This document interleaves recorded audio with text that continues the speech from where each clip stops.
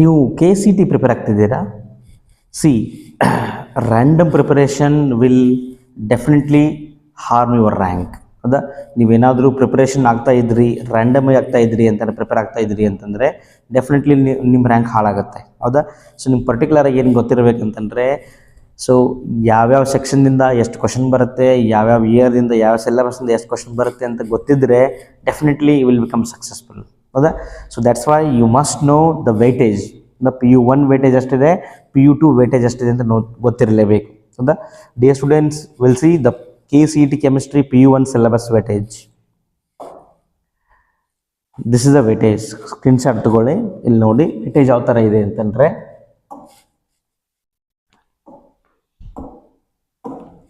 see some basic concept of chemistry 2%, structure of atom 2%, classification 2%, chemical bonding 5%, important mark ಮಾಡ್ಕೊಳ್ಳಿ.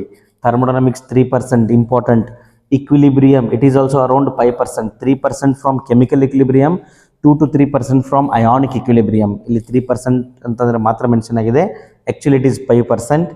redox reaction 2%, GOC general organic chemistry 6%, hydrocarbon 4%. The pie map ನೋಡಿದ್ರೆ ಗೊತ್ತಾಗುತ್ತೆ. This is total for 100%. ನಾನು ಈಗ ಪ್ರೀವಿಯಸಲ್ಲಿ ತೋರಿಸಿದ್ನಲ್ಲ, this is for 29%. ಯಾಕಂದರೆ PU1ದಿಂದ total ಎಷ್ಟು ಬರುತ್ತೆ ಅಂತಂದರೆ CET ಎಕ್ಸಾಮ್ಗೆ 29% ಕ್ವಶನ್ಸ್ ಬರುತ್ತೆ. 29%, ಅರೌಂಡ್ 30% ಅಂದ್ಕೊಳ್ಳಿ.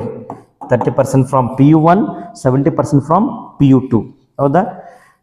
ಇದು ಪೈ ಮ್ಯಾಪ್ ಏನು ಹಾಕಿದ್ದೀನಿಲ್ಲ, 29%ಅನ್ನು 100 ಕನ್ವರ್ಟ್ ಮಾಡ್ಕೊಂಡು ಹಾಕಿರೋದು.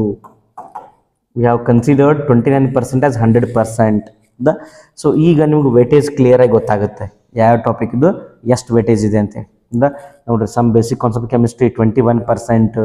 ಹೌದಾ? Hydrocarbon 14%, chemical bonding 17%, equilibrium 10%. ಅದಲ್ಲ? ಸೊ ನೋಡಿ, ಇಂಪಾರ್ಟೆಂಟ್ ಚಾಪ್ಟರ್ಗಳನ್ನ ನೋಡ್ಕೊಳ್ಳಿ. So second year syllabus weightage ಬೇಕಾಗಿತ್ತು ಅಂತಂದರೆ ಜಸ್ಟ್ ಕಮೆಂಟ್ ಮಾಡಿ, I will prepare the video. Okay, thank you.